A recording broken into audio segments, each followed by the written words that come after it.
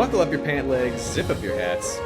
Buckle up your pant legs again, zip up your hats again. It's time for Sound Spotlight, a podcast about Kingdom Hearts Remind. I'm Sam. I'm Drew. Oh, I said that really They couldn't weird. keep me down. They did oral surgery on me that made it so I couldn't record a podcast for like a month, but I'm back. This was Xehanort's plan, but like all of Xehanort's plan, it did not succeed. That's right. And now I've recovered, and the Donald Duck voice is going to be better than ever. Can't probably. wait. I walked into the periodontist's office. They took one look at me and they said, "You look like a Donald guy. You got to stop that, sir. We're going to chop you up so you can't do it anymore." If you do the Donald Duck voice, you're going to lose your mouth forever. And I said, "That's a sacrifice I am going to make." Yeah, it's good to be back. I'm glad we're back in Gamer's Little Playground. Damo does amazing work, but I'm glad to not be looking at Little Chi more. Yeah. And it's been a while, so what better way to get back into it than watching 40 or so minutes of cutscenes that we've already seen? Well, I will say about 20 minutes of it was cutscenes we haven't seen. True. And then I think from now on, it's mostly going to be cutscenes we've already seen. Yes, and sometimes with dialogue dubbed over the dialogue that already was there, so you have to hear two dialogue at once. I think, I'm going to say this at the top. I think what they're doing here is actually pretty cool, but it's a hot take. But it's a mess. That's not a hot take. Yeah. I like a lot of things about Remind, but it's so weird.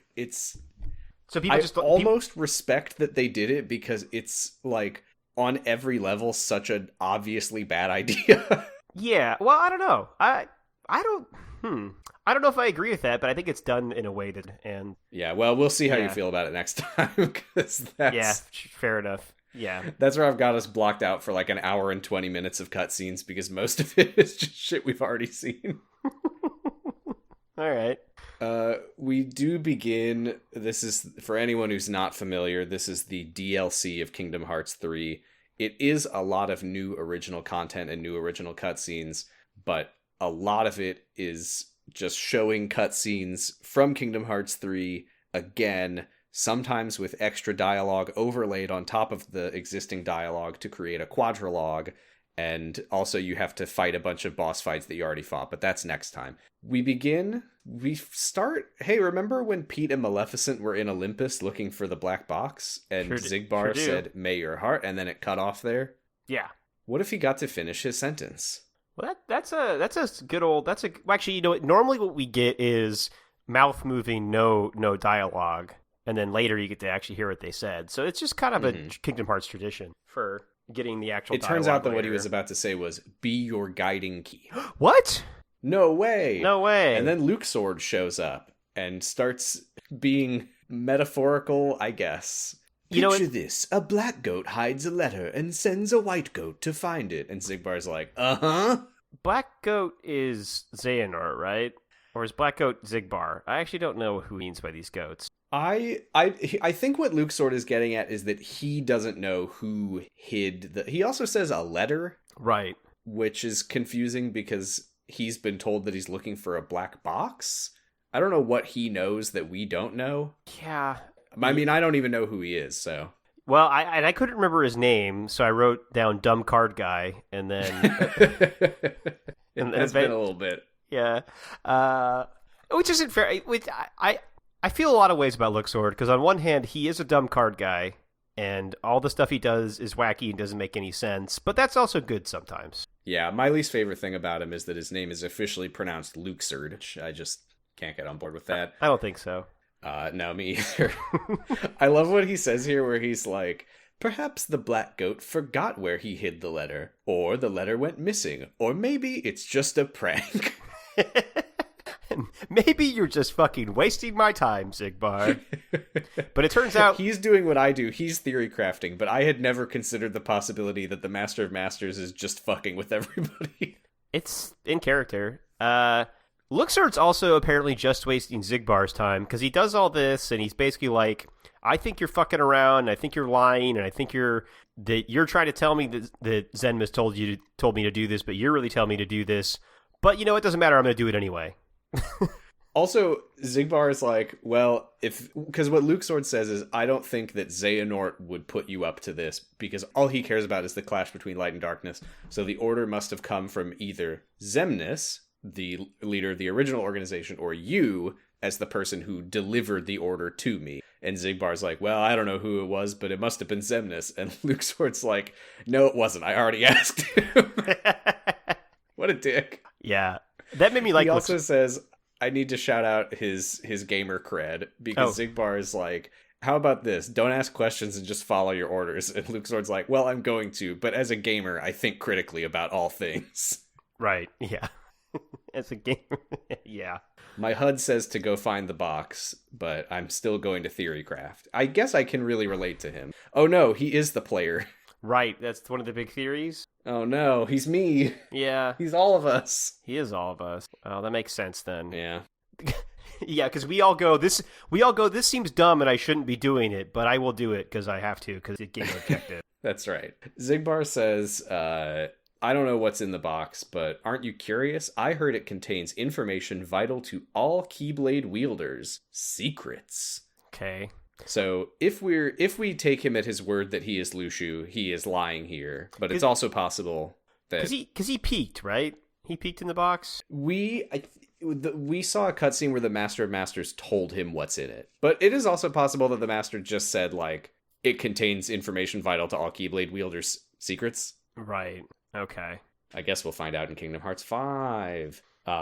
Luke Sword is like, okay, here's what I think is going on. I think that you have a deep connection to this box, and you know that other people are looking for it, and you need it found first because you don't want anyone to learn about your connection. And he says, who are you, Zigbar? And Zigbar doesn't say anything, and Luke Sword just says, whatever, bye. Zigbar's like, who are you, Luke Sword? We're all trying to figure this out. And I had the question, I had a minute there where I was like, wait a minute, how the fuck did Xehanort and Xemnas end up with all these fucking guys that, like, they don't even know who they are or know what they're doing? And then I was like, oh, right, it's because they were researchers for Ansem the Wise.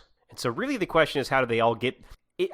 I feel like it is like, man, how did everybody know they needed to be around Ansem the Wise? Was it just for his research, or did they all know this was going to happen? Like... what is going on with all these dudes, and how did they all get here? I mean, Zigbar, Braig, whoever would theoretically know that he needs to seek out Ansem the Wise and apprentice for him because of the Book of Prophecies. Yeah. Maybe. The others, I think, like people like Vexen and Zexion, I think they were just his apprentices. That feels like more of a Destiny type deal. Yeah, but then you got your Demix. Or just that's what happened. You've got like your Demixes and those folks who I think... Yeah, because there was a cutscene in 2 where we learned that they were like gathering up additional members, and that was where they found like Marluxia and Larxene. I think Demix and Luke Sword are the two that we have absolutely no idea how they ended up as part of the organization. Were they not also research assistants? Nope. Oh, so then it doesn't make any sense then. It's just like a nobody showed up and they went, well, we need nobodies, and so they let them in. Yeah, I mean, we really don't know how they ended up as part of the organization, which makes me think that Xemnas is part of it, and that he was like following his Xehanort instructions, and that he's the only one who knows where they came from. But yeah, I don't know. It's also possible that they did just show up as nobodies and pretend that they had been recruited. That's true. Maybe they infiltrated. I don't know. Yeah, because it does feel like... because earlier on you would assume that Xehanort and Xemnas know what their deals are, but it actually is pretty clear that Xehanort doesn't know what Zigbar's deal is. And so he probably doesn't know what Luke Sword or Demix's is either. Yeah, I don't know. The good news is I have a theory about this that I can talk about at the end of Remake. Okay. Okay, good. I'll forget. We'll actually have a crackpot corner this. Ooh. Oh, I don't think I do either. We then go back to the end of Kingdom Hearts 3, where pre-rendered Sora tells the others that he's leaving to look for Kairi. We get the Remind title card. I don't really know why this was here, because then we go to a different flashback somewhere else. Yeah, I don't know. Yeah, it felt like it was really out of order. Here it is. Yeah. This is my first hilarious revelation of Remind, because we go to the Badlands, and we all remember Chair Room from The World That Never Was, where the organization would sit in their big tall chairs. And I don't know if we really talked about it. We probably did at some point that in Kingdom Hearts 3 in the Keyblade Graveyard, there are these 13 gigantic rock spires that they stand on in place of their chairs from Chair Room. Yep. And I had always assumed that Old Man Xehanort created those for them because we know that he has earthbending powers. But we get a flashback to young Xehanort's time, and he's having this conversation like near those spires. So those were just already there.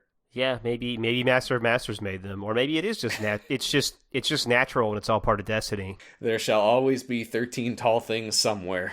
There'll be 13 tall things for 13 dickheads. I'm sure that we'll learn more about this in Missing Link. Yeah, probably. We see a black coat guy who turns out to be the Master of Masters sitting on a rock and waiting for another black coat guy who turns out to be young Xehanort. Young Xehanort got his cool black coat from the Master of Masters. That's right. Which is funny considering that it's not like he is known iconically for wearing a black coat. He almost never wears it. Mm-hmm. I think it's literally just young Xehanort in Kingdom Hearts 3 wears the black coat. Right, they even talk about it here that eventually he just doesn't need it because he's so darkness-pilled eventually. Yeah, Xehanort has some line that's like, when I put on this coat, I knew that I was fated to wear it, and the Master's like, nah, no you're not. You'll wear it for like a month or so maybe, and then throw it in the garbage. You're going to give it to a bunch of other people. Yeah, but the Master of Masters gave Xehanort the black coat originally to ward off darkness while he tours the worlds. This is a thing... I think we'll learn a little bit more about this in Dark Road, that the old tradition of Keyblade wielders was that around the time of their Mark of Mastery exam, they would like leave their world for the first time to see the wider worlds. So Xehanort he's got his Mark of Mastery exam coming up, and he has gone on a little college trip and, seen the depravity of the Queen of Hearts and things of that nature. And he sits down with the Master of Masters and says he learned the reason for his existence. And he starts talking like such a Reddit edgelord, and I really found it hilarious. Yeah, he's on some Ayn Rand shit here. Yeah. He's like, people act moral and virtuous, but the truth is that darkness lurks in every heart. Their light is a total farce. And the Master is just like sarcastically egging him on the whole time. Yeah, it's really good. My favorite one is Xehanort says, the weak feel the need to justify their actions to maintain a sense of self, which is really fucking funny because that's all he ever does is justify his actions. Mm-hmm. And Master Masters goes, oh, can't let that slide. which I feel like is I think the Master of Masters owning Xehanort and Xehanort really not understanding that that's what the Master of Masters is There's doing. There's another one here right after that where Xehanort says, it would be better for the people to be ruled by darkness in that case. They are but sheep pretending to be wolves. And the Master goes, whoa, never heard that one before. Yeah, it's good. And I think the funny thing too is that it's like, you know what? These are not unusual things for somebody young Xehanort's age, I would assume to think, but he held on to it till he was like 100 years old, and that's the that's the worst part. Yeah. Also, it is worth mentioning he's not Norted yet. His eyes are still not yellow. So This is just him being an asshole. Yeah. They send him out like into the world so he could get like an appreciation for the world, and instead he just got like pilled online somehow. Yeah, he's about to graduate high school, and he's in his like dark manosphere era. Mm-hmm. So, yeah, the Master is like... What does he say here? He says... Xehanort says, the world would fall to chaos without somebody to enforce order.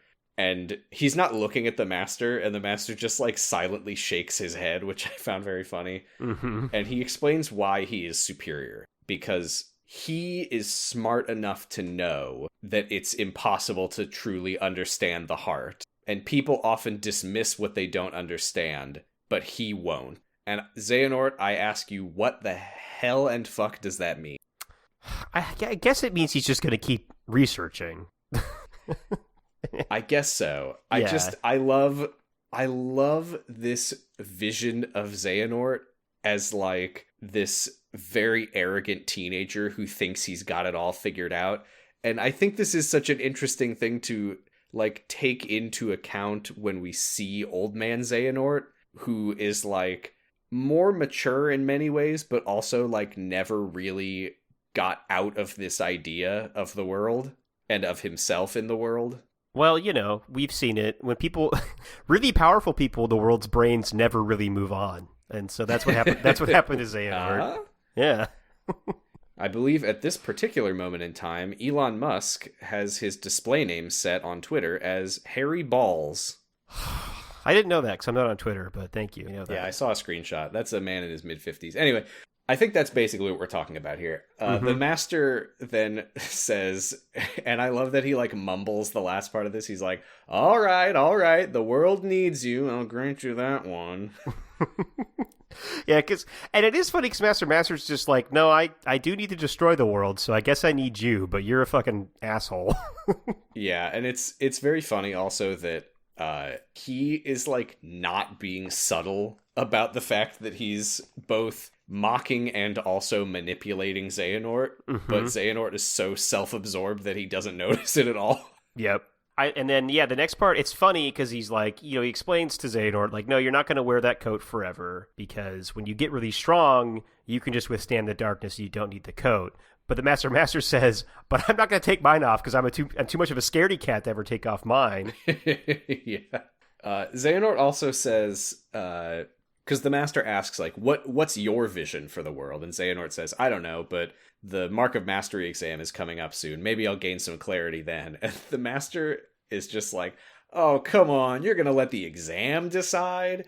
And this is interesting because this is exactly what Xehanort does to Terra in Birth by Sleep. In what? Oh, yeah, you're right. He's like, you already know that you have the mastery. What does it matter what the exam says?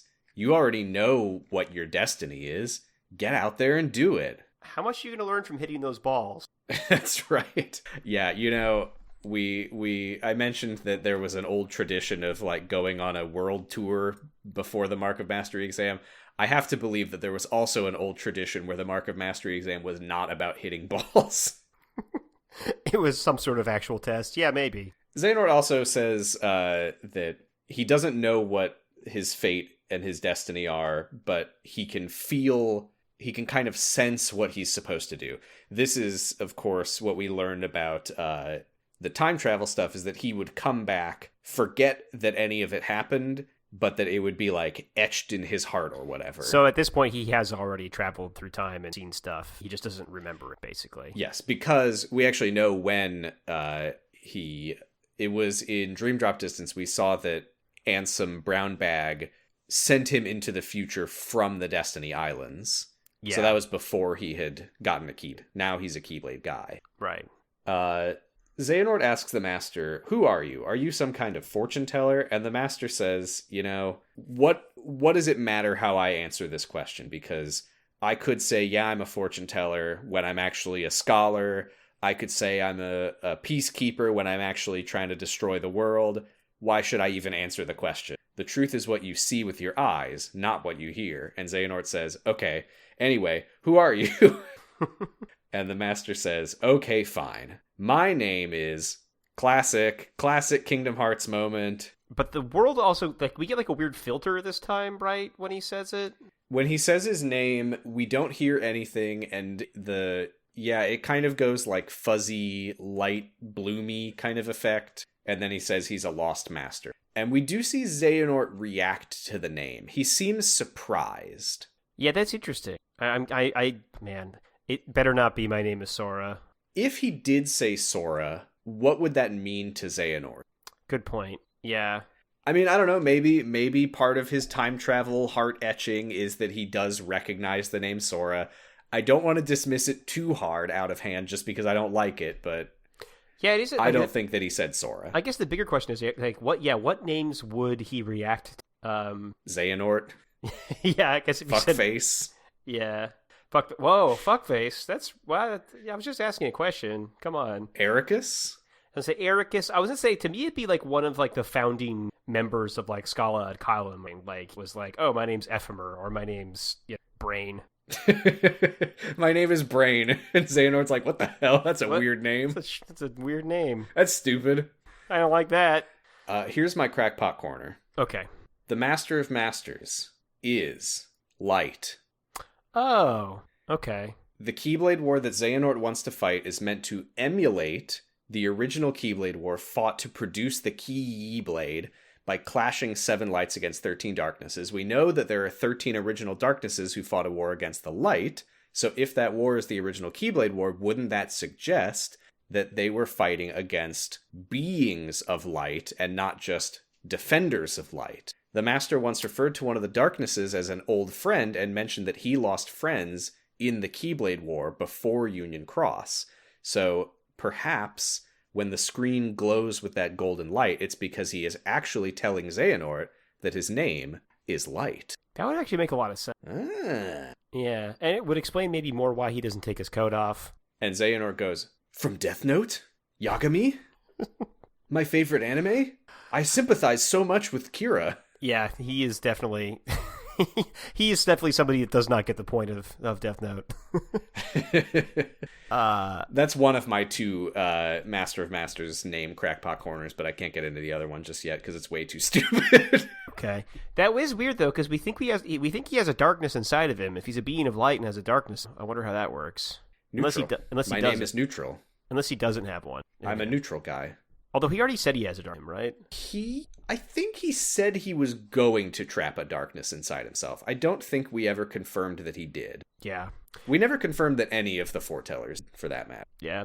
It is funny though, like you said, he did manipulate Xehanort here, and I do kind of love that he's like, he tells Xehanort he doesn't need the coat to be in darkness, and but he's like, but I wouldn't take mine off, and part of me's like, is that him just trying to plant the seed for Xehanort to take his coat off so that he'll get all full of darkness and evil? I think that's exactly what it is. Because, yeah, what he said, like, if you're more powerful than darkness, then you don't need to protect yourself from it because you can just overpower the darkness and harness it for yourself. Huh? Yeah.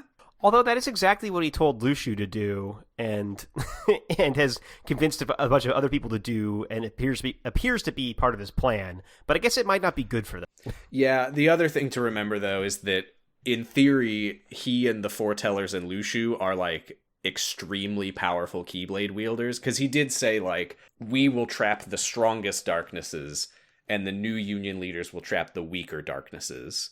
So... Although Xehanort does still look like the most powerful person that you've seen, He does, for now. Kingdom Hearts 4. Who knows? True. 75 years later. This is during Kingdom Hearts 3. I did run some numbers. Young Xehanort looks like he's maybe 19 or 20. And if we keep in mind that Old Man Xehanort didn't exist for 10 years of Kingdom Hearts, that means that he's in his, like, mid-80s. God damn, this guy's fucking old. Yeah. Yeah, he's old as hell. Sora's, I guess, probably pretty lucky he didn't fight him like 20 years earlier. Or, well, especially because he wouldn't have existed, but also, yeah.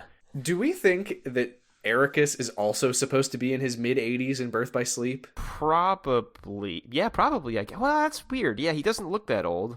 He looks quite a bit younger than Xehanort, but it's possible that the evil has added maybe 30 years. Yeah.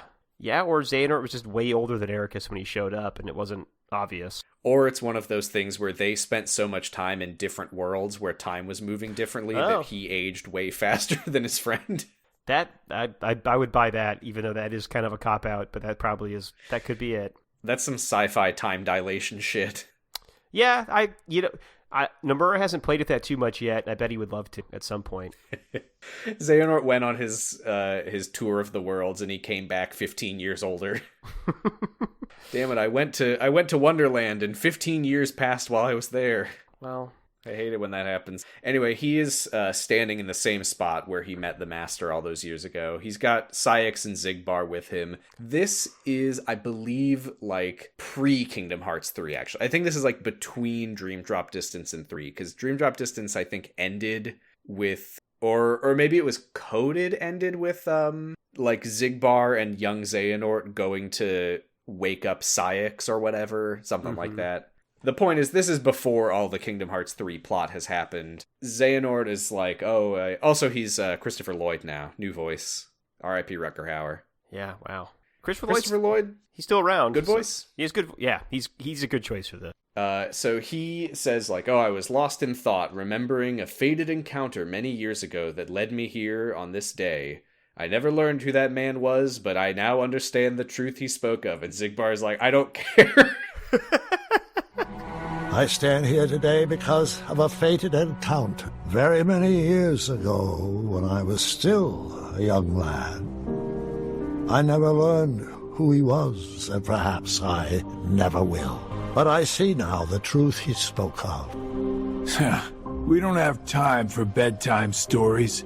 It is, like, way better, you know, the first, like, when you first meet Xigbar and he says stuff like that, you just think he's a scamp, and now it's like, no, he's, like, millennia old, and he's just so tired of this shit, and he just needs Xehanort to get it done. He's like, man, we are in the final stretch. Can you just shut up and do the stuff, please?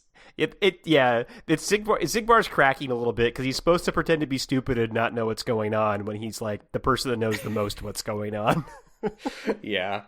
So Xigbar says, let's take stock of where we are right now. This conversation, is any of this really necessary? No, I think the only thing I got out of it that I didn't really maybe entirely understand before was why he distributed his heart so many places. It's an extremely logistical discussion that they have here. Yeah. It's like Marluxia and Larxene are looking for the new 7 hearts. Luxord is looking for something that we don't know what it is, but you seem to think it's important. There were the time-traveling hearts. They returned to their point of origin. Xigbar, Syx, Luxord, Marluxia, and Larxene were all recompleted after their nobodies were destroyed, and then uncompleted when their nobodies were recreated. They've got the 5 time travelers in replicas, so that makes 10. Xehanort makes 11. We need 2 more, is basically what they get at here. And then he's like, well, then Terra will be here, and then Xion. And they do talk about... Xehanort does explain something that wasn't super clear. I don't know that it necessarily matters, but it does answer the question, which is that when Terra was recompleted, his heart was still trapped in the Cum Guardian, so Xehanort just cut out a little bit of his heart and put it right back in. Yeah. Yep. Oh, that was a freebie.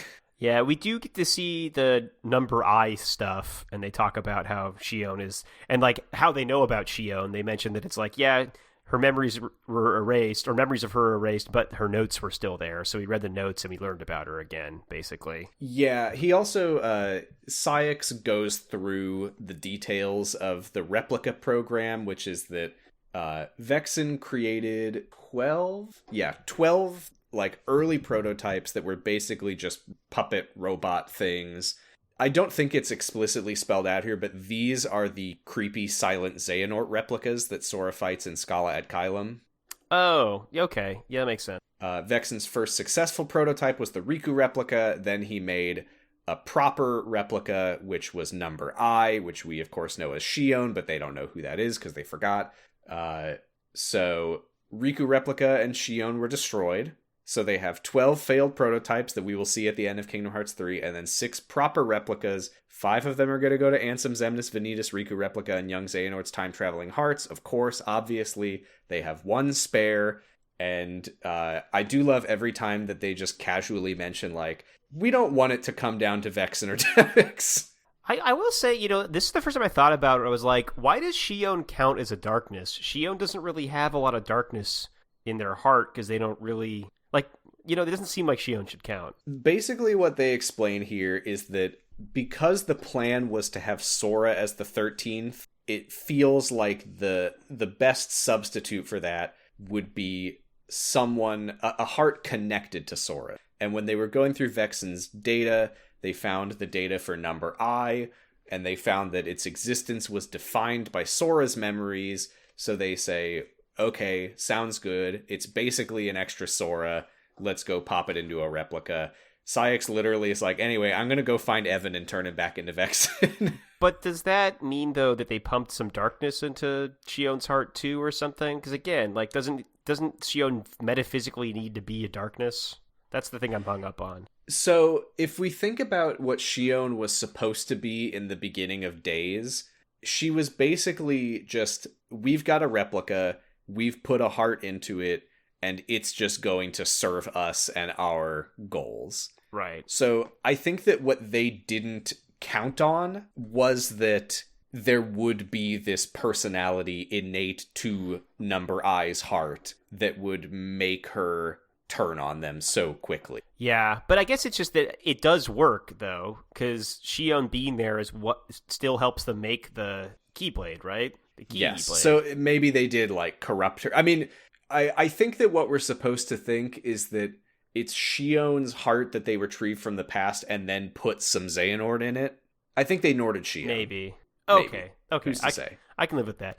The thing that I did get out of this was understanding a little bit more why Xehanort was spreading his heart around, because I don't think I ever really understood this yes, before. he says that here. Yeah, he says that here, and I think that, because I was always just like, I thought it was just to, like, put darkness in people's hearts, which is part of it, but he actually talks about how the fact that, like, you can only be completely destroyed if your heart is in your body, which makes sense because we've seen that. Like, people only die when they get killed in their actual body. You kill a nobody, and, then they just rejoin at their heart and recomplete or whatever. So, yeah, he put his heart in as many bodies as he could so that he couldn't just get killed. And that makes way more sense. He says it so casually that I almost didn't notice what he had said. Yeah. He's just like, part of the reason I did this is that I wouldn't be able to be destroyed until all of my hearts were back in my body or something like that. And they're like, oh, okay. Yeah, he, like, didn't count on Sora murdering literally everybody. So it didn't work out, but oh well. Yeah, that's pretty much the end of this. We now finally go to post Kingdom Hearts 3. Sora has returned to the final world to look for Chirithy, to look for Kairi. Chirithy arrives with the classic weird noise. Mm-hmm. I know. When that started, I thought we were just getting that same scene again because of exact same. But no, that's just the Chirithy's entrance. No, we're not repeating cutscenes yet. Actually, yes, we already did, but not this time. Not this time around. Sora catches Chirithy up on why he's here, and Chirithy is just like, "Oh, come on, man, don't do this." Yeah, but you can't tell Sora not to do something. That's just not how it works. Yeah, Chirithy is like, the state that Kairi's heart is in right now is worse than the state of everyone else's hearts before. Even with the power of waking, you can't bring her back from this. And Sora says, well, I'm going to. Right, because is it because she got straight obliterated and the other people just had their hearts, like, messed with, not their bodies? I think that is what it was. Their hearts were removed from their bodies, and Sora, like, retrieved them from near death. But Kairi was physically obliterated. Yeah, Xehanort touched her and she exploded. Yeah. But Chirithy says, the power of waking is for restoring sleeping hearts, not hearts that have already been erased from existence. And you have already restored 6 hearts that should have been destroyed. And you broke a nature taboo and severely altered the course of history, and you're going to pay an extraordinary price for what you did. And Sora remembers that young Xehanort told him something similar and says, well... yeah, I'm fine with it. Chirithy says, you'll lose all your powers. And Sora says, that's it? Oh, no problem. Chirithy says, no, that's not it. You'll vanish from this world, and without your powers, you won't be able to come back. And Sora says, I don't care. I don't know what's going on ever, but I have to do everything I can to save Kairi. And Chirithy says, I can't stop you, can I? And Sora says, nope. You could just not tell him how to do it, Chirithy. Then he wouldn't do it. He'll do something worse if Chirithy doesn't tell him what to do. Yeah, true. We get the cutscene from Kingdom Hearts 3 where Terra Xehanort killed everybody. Mm-hmm.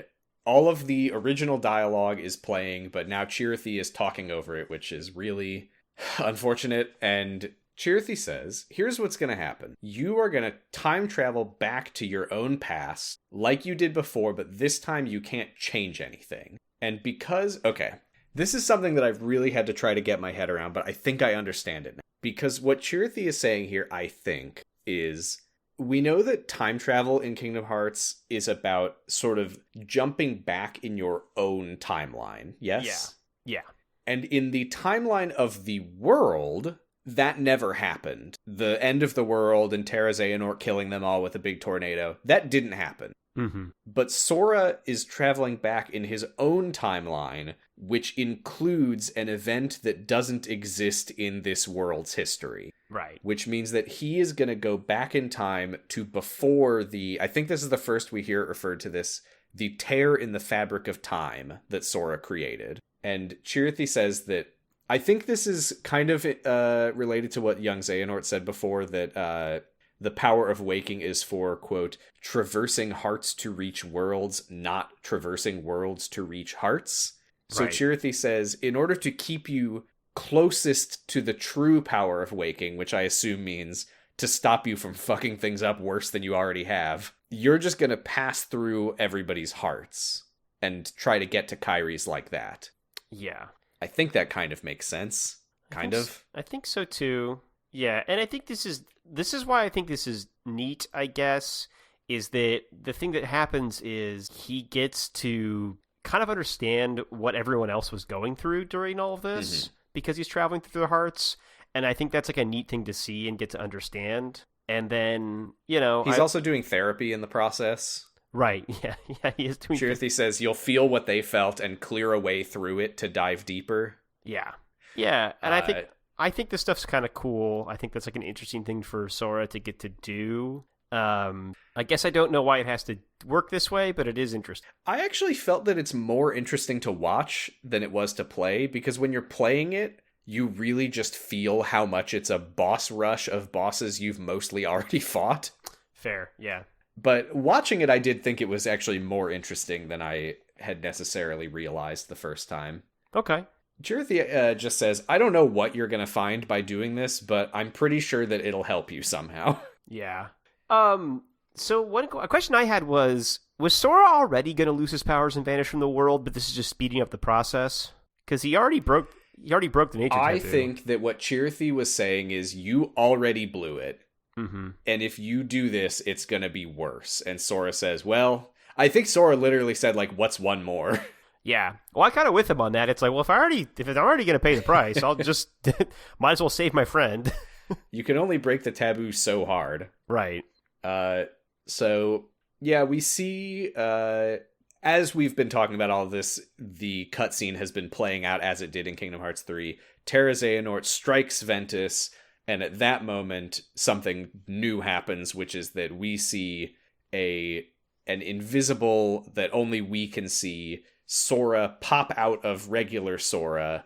This is time travel Sora Heart, and he lets Ventus's body pass through him and like connects with his heart, which is pretty similar to what happened with him and Kyrie in Kingdom Hearts 1, but I don't think that matters, but it is true. He dives into Ventus's heart. And this is interesting. Yeah. Because he tries to call to Ventus, but a silent voice that we can't hear says, leave him be, he's too pure, and a pure heart can be most careless. And Sora says, who are you? And the voice says, darkness. And Sora says, Vanitas? And we don't get an answer. Yeah. Well, and, I think Vanitas is darkness and darkness is Vanitas. At least one of them. Because this could be... I have two guesses of what this could mean. Number one is that all the way back when darkness was from Ventus Riven, that the capital D darkness, some of it combined with Ventus's own normal person darkness, and that's what was pulled out as Vanitas. Yeah. And then this is what is left of the original capital D darkness that he absorbed in Union Cross. Gotcha. Other possibility is that even though they're fighting time travel Vanitas, he did defeat us Vanitas in Birth by Sleepus. Yep. So this could just be the reabsorbed darkness that now is like free of the Vanitas of it all and is just like, yeah, I'm darkness. That could be. I mean, I also just keep thinking about how Vanitas said, I'm darkness, right before he dies in Kingdom Hearts 3. Yeah. And so... but in the subtitles, I don't think they capitalized it. Yeah, I still think... I mean, I think one way or another, Vanitas is part of that darkness that was in Ventus. And so, yeah, this darkness is either Vanitas or part of Vanitas or just that darkness, I think. Yeah, in my mind, I don't remember what made me think this, but I do think that there is some kind of distinction between Vanitas and the darkness that was in Union Cross. I think that Vanitas was created from it, but I think that this is the same darkness that they fought in Union Cross, and it swallows up Ventus's heart with darkness, and Sora appears in the Keyblade Graveyard. I think this is still actually happening inside Ventus's heart, but as we know, the Keyblade Graveyard is very important to Ventus's heart. I mean, it's literally depicted on his Station of Awakening stained glass thing. And the darkness swirls together and forms into a jacked Heartless with dual-wielded swords. In my notes do say, whoa, big crazy darkness. Yes, this is called the Dark Inferno Key. All right. And Sora has a boss fight with it.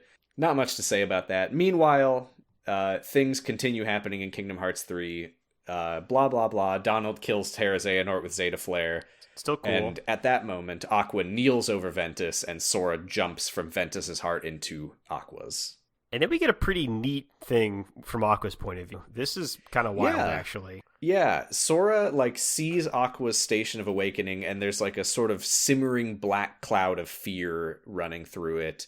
And we see what Aqua saw, because we remember she looked up at the Heartless Tornado and just completely froze up and let it hit her. Mm-hmm. And we see that from her perspective, she saw all of the Heartless as her own Darkling self. Yeah. Yeah. And they're all just circling her and evil smirking at her as they fly into the tornado with the others. Yeah, Aqua might be a therapist. Well, not anymore, because Sora's going to fight a boss in her heart. Oh, yeah, that's... God, why doesn't my therapist do that? I gotta get better insurance. Yeah, forget BetterHelp. This is Best Help. Best Help. Invite a little boy into your heart. That'll do it. Not like specifically what that this one. Don't clip that. Don't clip that. That's not the episode title. No. And yeah, Sora, he feels Aqua's fear and hopelessness. He sees flashes of her encounters with Heartless in the Realm of Darkness. I do like that they go all the way back to the end of Birth by Sleep when she fought that giant boss Heartless in the Realm of Darkness. Mm-hmm. And Sora's just like, oh, she's really messed up about this stuff, huh? Fair. Damn it, Mickey. Yeah, Mickey shouldn't have dilly-dallied so much. He did his best. Yeah. Maybe. And yeah, we see from Aqua's perspective, the Aqua Darklings fly at her and she just lets them get her. Sora finds himself back at the Dark Margin. Again, just like what happened with Ventus' heart, this is probably just inside of Aqua's heart. I do think it's interesting, and if I can kind of hardo-analyze this, I think it's interesting because we know that Ventus' Station of Awakening shows the Keyblade Graveyard, which is something that has, over and over and over defined his life, the things that happened to him at the Keyblade Graveyard. And I think it's interesting that we don't see the Dark Margin in Aqua's Station of Awakening, because I think that it doesn't define her existence in that same, fundamental way as it does for Ventus. Mm-hmm. But I think that she currently, for obvious reasons, has a very intense preoccupation with the Dark Margin, and that's how Sora is going to do therapy on her. Yeah, it's interesting it's not part of her heart. I guess maybe that shows that she can move on and Ventus won't be able to. Just sad. Well, he has good memories from the Keyblade Graveyard. That's where he met his Union Leader friends. I guess that's maybe the difference, is that there's really nothing good for Aqua there. Yeah. Anyway, Sora has a boss fight. We don't need to talk about it. The tornado, he fights Dark Aqua. He already did that in Kingdom Hearts 3. I will say, I thought it was interesting that the boss is titled Anti-Aqua. Yeah, she was already called that, though. Was she? Oh, okay. Yeah, she already was. Anti-Aqua, I wonder if there was a lot of thought put into that title or not, because that implies something different than being full of darkness, you know? Oh, but Anti-Aqua, never mind. That's the manifestation she fought in her own brain before, right? Not just Darkling Aqua. I think that was Mirror Aqua. There's been a few evil Aquas. Yeah, that's weird. I get confused about this stuff. The tornado eats everyone, as we saw in Kingdom Hearts 3. Sora does his big scream and everything goes black. And what is happening here, we find, is that as Sora in Kingdom Hearts 3 does his time travel stuff and undoes all of these events, that, yanked time travel Sora through the time tear and into the new world that he came from. Which I guess makes sense, because that's just next in his timeline. Yes. This is his new world. This is his new house, and he's like, good to be back. And yeah, he realizes that he must have passed through the tear. He's back in his own heart this time, and Naminé flies in and says, oh, did you lose yourself like I did? And he says, long story. We don't need to recap it. We're already doing that. And this is... Okay.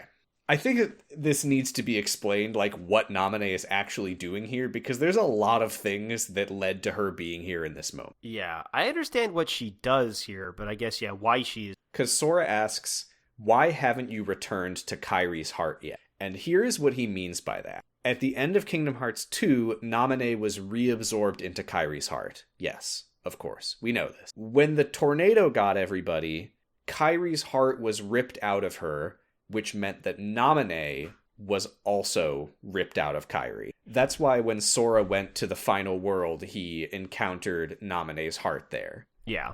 When Sora time tore, he would have assumed, he's saying here, that Naminé would have been reunited with Kairi in the process. Mm-hmm. But he was restoring everyone's hearts with the power of waking, but he didn't restore Naminé to Kairi's body. So when the time tear happened and everything got pulled backward in time, Naminé was just kind of still adrift. Yeah, well, and didn't Kairi pull him out when he was finishing up, going through getting everybody's hearts back to? Correct. Yeah, okay. And also, in a weirdly, for some reason, optional cutscene that it turns out is very pivotal here, if you talk to Naminé in the final world, which you don't have to do, she does mention that she's going to try to contact Terra to help. And that's what she's doing here. She says, I've been calling to Terra. His heart is too deep in the darkness for me to reach him, but I was able to summon Lingering Will from the secret boss battle at the end of Kingdom Hearts 2. Or she calls it his thoughts, right? His thoughts. Yeah. Such as they are. Which are mostly angry and kind of scary. Yeah. So, yeah, the Lingering Will arrives to fight Xehanort, as it did in Kingdom Hearts 3. And this actually is a question answered, because in Kingdom Hearts 3, Sora is like, I'm going to restore everyone and get us back to the Keyblade Graveyard. And then Lingering Will inexplicably shows up, even though nothing has actually changed as far as we know. Yeah, right. Because that was a question I had in the first game. I'm like, why did him doing that make Lingering Will show up this time? And it's like, And the answer is that Naminé was also kind of adrift in the timeline. So she remembers that the world ended, and she has called the Lingering Will here. It is a little bit unclear how much the others remember the world ending. I don't think that they do at all, is my guess. They seem to remember it right as they return. Yeah. But then they go back into the Terra Xehanort encounter, and every single one of them, including Sora, just lets it play out the same way. Well, so I kind of think that they forgot it, or that it's like kind of hazy to them or something, but Naminé seems to remember it normal style. Well, you don't get to remember... this is the time how the time travel rules work. Once your heart returns to your body, you don't remember it. It's like still etched in your heart, but you don't remember what happened in the time travel. Shit, you're right. So I think that's what happens, and that's why I feel like Riku has a line at the end of 3 though, where he says something about like, you were able to bring us back. You can bring back Naminé or Kairi, or something like that. Oh, maybe. Yeah, I'm not super clear how aware they are of the fact that their world ended. Maybe that'll become clear in Kingdom Hearts 4. Yeah, maybe they do know and they just don't have time to think about it, I guess. Yeah, the good news is, in Remind, we do get to see what happens when Lingering Will and Terra Xehanort fly off and fight each other, which is that we have a Dragon Ball Z style colored energy balls banging into each other moment. There's some cool fighting going on. Yeah. Yeah, they're flying around like Goku Frieza or whatever. Mm-hmm. They end up landing a ways away from the others to continue their fight. And this is interesting because, lest we forget, Terra's mind in his armor is currently fighting his body. Mm-hmm. So Terra Xehanort is like, oh, you're prepared to destroy me or let yourself be destroyed, knowing what that'll mean for you. And the Lingering Will is just like, you're a threat to Aqua and Van, you must be removed from existence. I do like that the Lingering Will, it's not just like Terra, you know? No. There is a real sense that it is like, all it is capable of thinking is like, I'm going to kill Xehanort. Yeah, it was just like the thing that was most important to Terra. Yeah. Yeah. I still don't fully understand how this happened, but it is cool. Yeah. It's one of those where like, yeah, I don't really get it, but yeah, it's cool enough that I'll forgive it. it's kind of a one-off, and I hope it stays that way. Same, yeah. Sora has, I think, sort of tagged along with Naminé inside the armor, I think.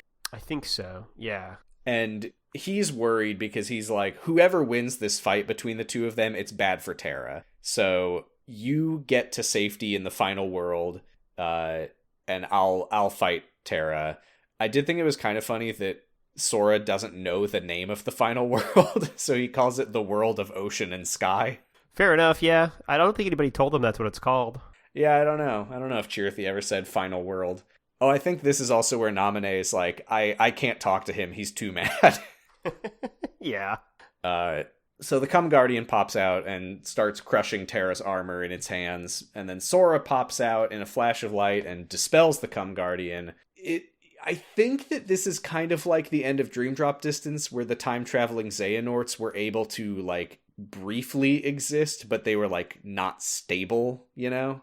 Maybe, yeah, I don't know. This was weird to me that he's able to be part of this actual fight going on. Yeah, I will say, I think that this is exactly what Chirithy didn't want him doing, is straying from the hearts of the Guardians of Light using the power of waking. Right, you're just supposed to watch, yeah.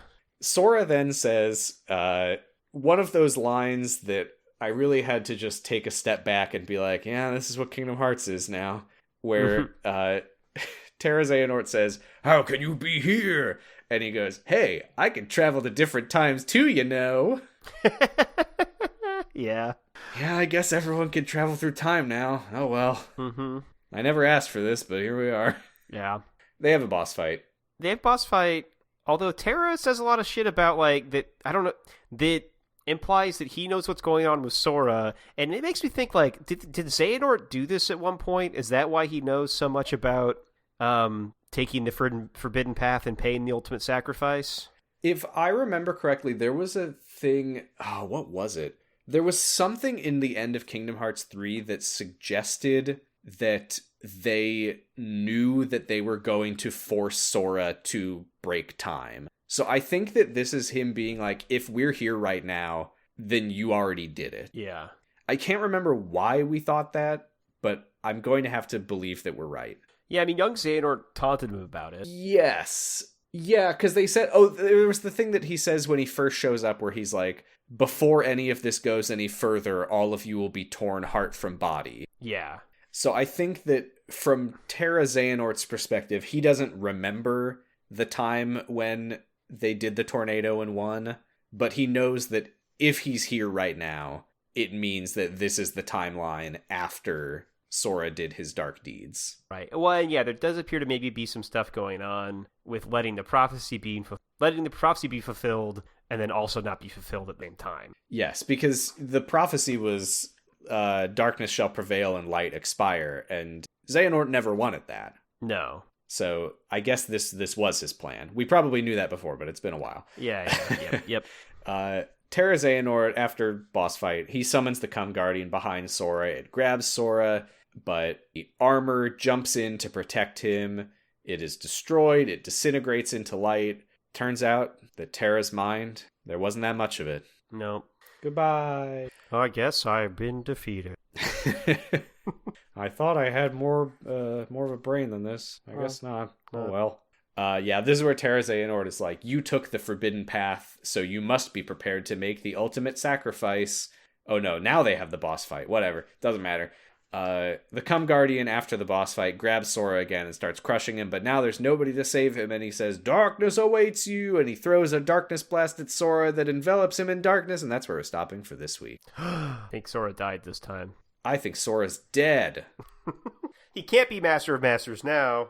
Shut up. He died. He dead. This is so sad. Oh no. Oh man. Oh well. I guess finally we're just gonna have Riku as the hero. This is so sad. Alexa, play Twister from The World Ends With You over the rest of this podcast episode. Alexa, play Do You Want to Build a Snowman? Oh no. Yeah, that's it for this week. Next week is going to be I think I literally have us watching all of the boss fights from the end of Kingdom Hearts 3.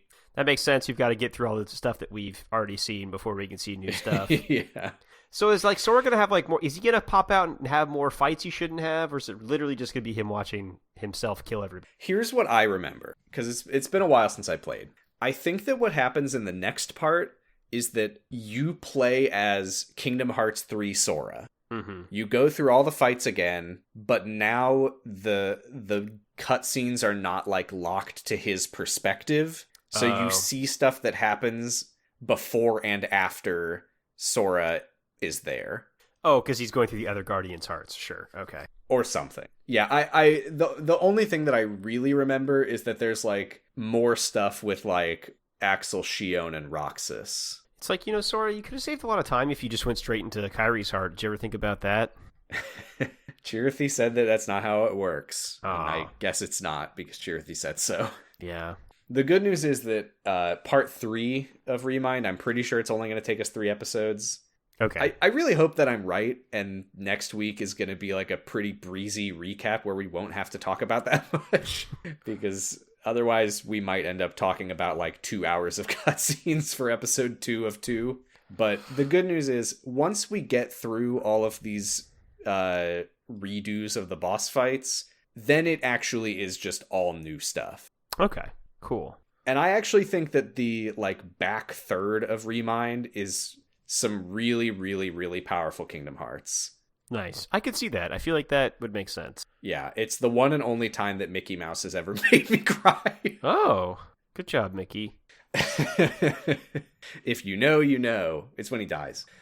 Did we have any questions? I think we did. Yeah, we had some. We had a couple questions from Vertigree. Yeah. Why Why is the audio mix so whack that you can barely hear Chirithy over the original dialogue? I don't know, but they like doing that. Yeah. They're like Christopher Nolan, and they think it's good when you can't hear what's going on. They did it with Do You Want to Build a Snowman? They did it with Twister in Dream Drop Distance when Sora's talking to Joshua. I don't know. In Japan, do people just like talk over each other all the time and they think it's normal? I don't think so. I don't know. It's not good. It is. Nomura is just way better at like audio processing than I am. He watched these cutscenes and was like, that's fine, I can understand it all. The second question is, have you come to understand the gravity of Sora's time crime? And I guess so. I mean, I don't know why it's bad to do, other than nature doesn't like it when you break time, I suppose. He did fight the actual Grim Reaper. That's true. He did try to destroy Death. That does seem bad. Yeah. I mean, imagine if he had won. That would be pretty bad. Hades wouldn't be too happy about it, I can tell you that. Yeah, I mean, I think that I guess the answer is I don't think I still do, really, because I think that I'm going to learn why it's so bad later on. Simple Godzilla did also ask about if this Kingdom Hearts 4 will come out before Winds of Winter, and you already said on the Discord that that's not coming out this year. And No so, way. Or that, Missing Link will come out before Winds of Winter. And I think, yeah, I agree. I guess I just wanted to say that I do think Winds of Winter will come out someday.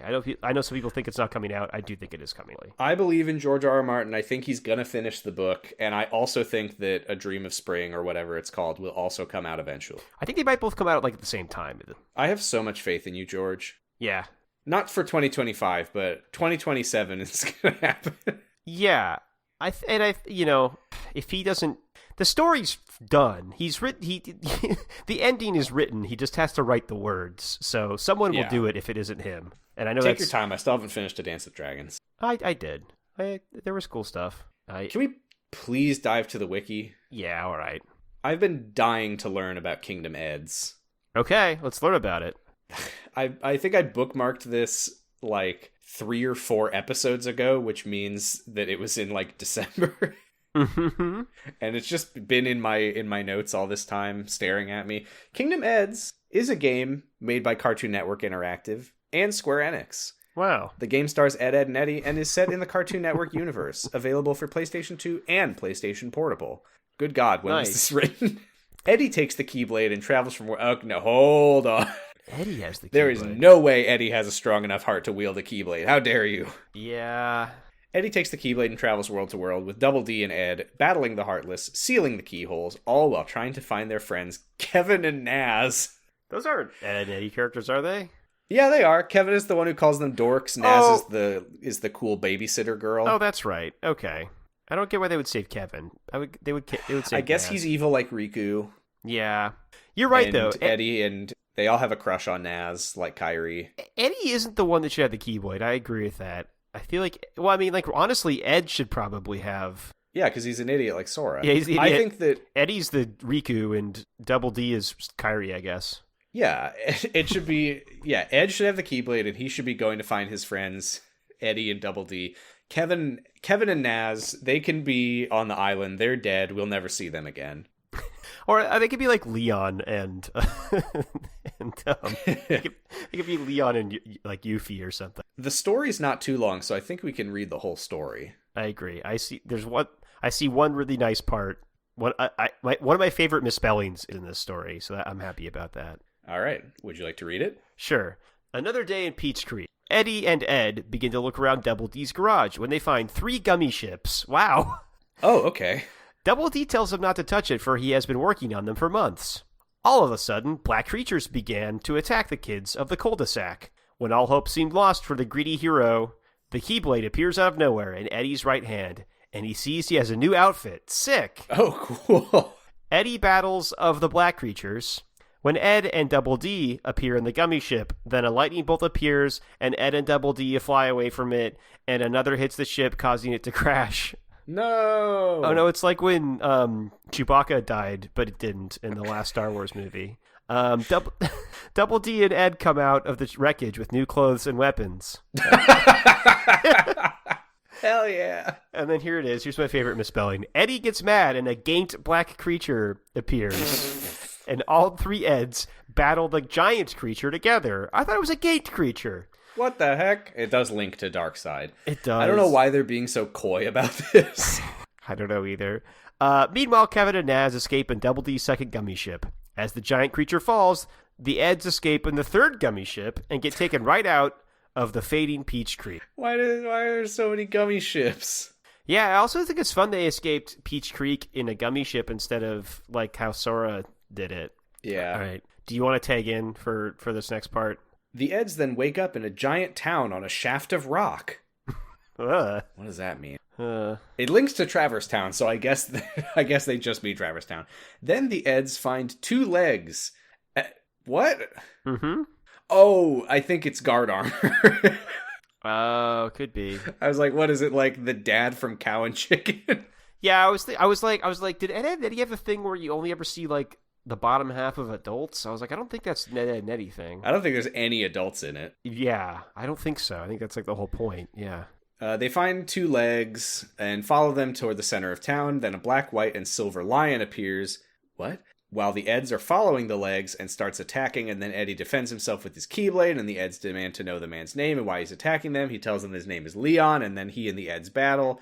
The Eds win, and Leon says Eddie passed his test to show if he was a true Keyblade holder. Then the Eds find the legs, the body, arm, and heads combined into a purple warrior enemy. Ah! So the Eds begin to battle the enemy, and after battle, the Eds travel from world to world. The group finally arrives at Hollow Bastion. That is the plot of Kingdom Hearts. Uh-huh. The beginning of the game happens, and then the end of the game. No, that's more the plot. I do like that apparently Leon's a literal lion in this version, though. That's fun. Yeah, I'm kind of confused about it. Sounds like he's 3 lions. No, he's just black. He's just black, white, and black, silver. white, and silver lion. Okay. Yeah. He's just yeah. I don't know why it's so confusing. I literally thought it was saying that 3 lions showed up. Yeah, I see that now. Yeah. To be fair, I didn't realize that it was going to say that it was Leon. There's a bit of whiplash. It actually just said that a lion shows up and they ask the man's name. So I don't know what's going on. So they arrive at Hollow Bastion, and Double D and Ed get into a fight and leave Eddie to save all the worlds alone. Oh, they are... I didn't quite realize that they were Donald and Goofy and Riku in this analogy. I guess sometime later, Eddie battles Kevin. So Kevin is Riku. Kevin is Riku. Yeah, that makes more sense. So I guess. instead of Double D and Ed saying we're going to be friends with Kevin now, they were just like, fuck it. I mean, Eddie probably was. It. Eddie was probably being horrible, like in the show. So. Oh, I'm sure. Yeah. Eddie uses Kevin's Keyblade to free all 7 Princesses of Heart. Eddie, Ed, and Double D go to Slade. Oh, okay. Slade from Teen Titans is the Ansem Seeker of Darkness. Huh. They stop him and close the door to darkness. The 3 continue their adventures in Kingdom Ed's Chain of Memories. Oh, yeah. Well, we can read next time. Oh, it's much shorter. It's much shorter, but we can read it next time. Yeah, what worlds do we have here? We got Bunny Island, where Hector Con Carne is a party member. What's that? You don't remember Evil Con Carne? No. Did you ever watch Grim and Evil? No. Oh my god. So, The Grim Adventures of Billy and Mandy, you know what that is, right? I know what that is, yeah. I just didn't really ever watch that one. It originated as a show that was... I think that they were both the, like, cartoon shorts that people responded well to, so they made them both into shows, but for some reason they didn't get their own shows originally. They had Grim and Evil, which was one episode of Grim Adventures of Billy and Mandy and one episode of Evil Con Carne. I will say, I liked them both, but there is no denying that nobody really gave a shit about Evil Con Carne. Right. It was like a bear that had a supervillain's brain put in its head, and also the stomach was put in its stomach, and they like talk. Okay. I liked it. That's fun. I don't know what Camp Wawanakwa is. Is that... I don't recognize any of these characters. Oh, it's it, Total for some Drama reason, I'm Island. having a really hard time highlighting it. It's Total Drama Island. Oh, okay, fine. Not a thing I've seen. Nowhere from Courage the Cowardly Dog, of course. Yeah. Courage is a party member. Good luck with that. Storm Along Harbor from Flapjack. We got Chowder. There's Grim Adventures of Billy and Mandy. Fredburger, of course, is in this. I feel like this person's like a little younger than me, or kept watching these cartoons a lot longer than I did, because now they get Castle Weird, Master Shake party member. Oh, so now we're in Aqua Teen. Now, I will say, with the exception of Chowder and Total Drama Island, I have watched all of these shows, so maybe I wrote. Maybe. Flapjack was like... I guess you're a little younger. You're not that much ago. I will say, I was a little old for Flapjack, and I didn't watch it for very long, but I thought it was pretty good. Okay, alrighty. Townsville, Sector 5 from Kids Next Door. The hell is Jump City? Oh, that's Teen Titans. Wait, what? Hollow Bastion characters. Naz, Raymundo. Wait, it's Raymundo from... That's Rocket Power from Power, Nickelodeon. right? Yeah. He shouldn't be here. Unless it's... And then the end of the world where you fight Slade. Unless it's a Raymundo from... I just Googled Raymundo to see what would come up, and Zhaolin Showdown came up. And there's a character named Raymundo Pedrosa on that. Oh, okay. Well, excuse me. I thought that I didn't realize that Raymundo was such a common name. I gotta imagine it's Rocket Power. Based on this person's references, though, I feel like it's Rocket Power or Raymundo. Who's to say? Yeah. Obviously, the opening theme of the soundtrack is City Escape from Sonic Generations. Yeah. There are some fascinating music choices in here, actually. Like... Double D's theme is She Blinded Me with Science. Ed's theme is Intergalactic by the Beastie Boys. Weird. Okay, yeah, now I see what you're saying. Because, like, eventually it just becomes Cartoon Network songs. But Kevin's theme is Born to Be Wild. And then after that, it's all like video game and Cartoon Network music. It looks like, I think. Yeah, except that the battle theme for Castle Weird from Aqua Teen Hunger Force is boss music from Mega Man X5. Yeah, okay. What? Oh, and then Disco Inferno is in here too. All right. I love that they have all of these listed things. Sector 5 theme, Jump City battle theme, Slade's theme, etc. And then number 17, Rowdy Rumble. And folks, if you have played a lot of Kingdom Hearts, you know that is how Rowdy Rumble works. You're just going to hear it, whether you like it or not. Also, Slade's theme is When You're Evil by Voltaire. Not a song I know. End credits theme, simple and clean rock version by As Eyes Go Blind. I bet that's good. They'll do a couple songs of that. Oh man, this sucks. No, why? Well, everyone is going to have to look it up because I'm not putting it in the podcast. Yeah, do that. Because that feels too mean. Yeah. I just want to keep looking at these song titles, but most of them are... Well, that's good. I'm glad that this person is... I love any time that someone creates a soundtrack for their fan content. Me too. All right. There's no quotes here, which is a problem. Oh, yeah. Yeah, for the real test, it's time to wish us duck. Yeah. We could say... Hold on. I wrote down some Xehanort stuff. He said a lot of cool things as a teenager. We could say sheep pretending to be wolves. That's pretty cool. Yeah, that's a good one. I'm down with that. That's one of the shorter ones, so yeah. All right, it's time to find out if I'm able to do this voice still. Okay. This is Wish Us Duck, the segment where we try to sound like Donald Duck no matter what the doctor tells me. Huh. It was very high. Yeah. I'd still put it better than what I'm going to do, I bet. Oh, no. Has it entirely left me? Has it been too long? All right. Oh, no, now I'm in my head about it, too. That's not good. Okay. Oh. Wow. No, it's totally gone. I'm going to try one more time. Yeah, this is it, and whatever happens, and you don't get another try. That's right. No pressure.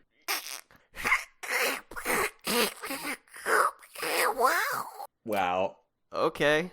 Well. So the conventional wisdom of a long break helps did not true for me. Seem to be the case this time. Well, there's also the counterpoint of never practicing ever, and that's maybe never worked. That hasn't worked for me. Damn it. Oh well. It'll be better next time. It'll be better next. Well, what a relief to be back. Thank God I got to podcast again.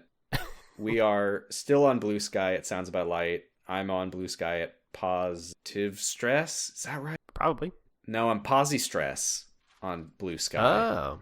And you? Oh, sorry. I thought you cut out. I'm on Blue Sky at Achilles-Heelys. And yeah, you can listen to me on the F Plus when we release like 3 episodes a year. And extra credit. I'm extra credit too. Yep. Dr. Huh is still on hold, but hopefully not forever. Yeah, were there any extra credits that we were on since we last recorded that came out? I feel like maybe, but it's hard. We've been gone for a while, so hard to say. There was the feeding episode. I know I was on that. Were you on that? I don't think so. Bigger Than Before. I'm on that one. Okay. I think that the Synchronicity one had already come out last time. Yeah, and I actually had the Winnie the Pooh F Plus episode come out yet? Because I'm on that. No, that's a new one. Yeah, I'm on that one. Go listen to that. That's great. God, that's still in my queue. I've heard some stuff that's in it, and it sounds really, really good. Yeah, that was a fun time. For fans of Kingdom Hearts Wiki. Oh, for sure. Yeah. Fan and Wiki, excuse me. Yeah, right. We're still hosted on Noisepace. Thank you, Matt, for not kicking us off. There's no reason that you would have, but thanks for not doing it. Yep, thanks, Matt. You can listen to other podcasts like 0 to 0. I shouted out my own podcast. That podcast isn't even going right now. Oh well. You can listen to LMNOP about Elementary. You can listen to Local Service Only about The Prisoner. All kinds of stuff on there. Have fun. Yeah. And like we say at the end of every episode, but this time in a Christopher Lloyd impression. Oh God, hold on. How's he sound? Keyblade. Something like that. Keyblade. Keyblade. No, that's... I think we'll get it. I did Doc Brown. I didn't. You know. We'll get it. Yeah. Bye. Goodbye. Bye. So you're saying the weak feel the need to justify their actions to maintain a sense of self. Can't let that slide? No. It's better they be ruled by darkness. People carry delusions of having power, but it's a lie. They are but sheep pretending to be wolves. Though I admit, I can understand why. Oh, I've never heard that one before. A Keyblade wielder willing to side with the darkness? Why not just let them be until the darkness consumes them? Because left alone, the world would fall to chaos. There needs to be order. You sure about that? Why not just sit back and watch it play out? Understanding hearts is difficult, more so the emotions within. I simply realize that it's easy to dismiss what you don't comprehend. All right. The world needs you. I'll grant you that one.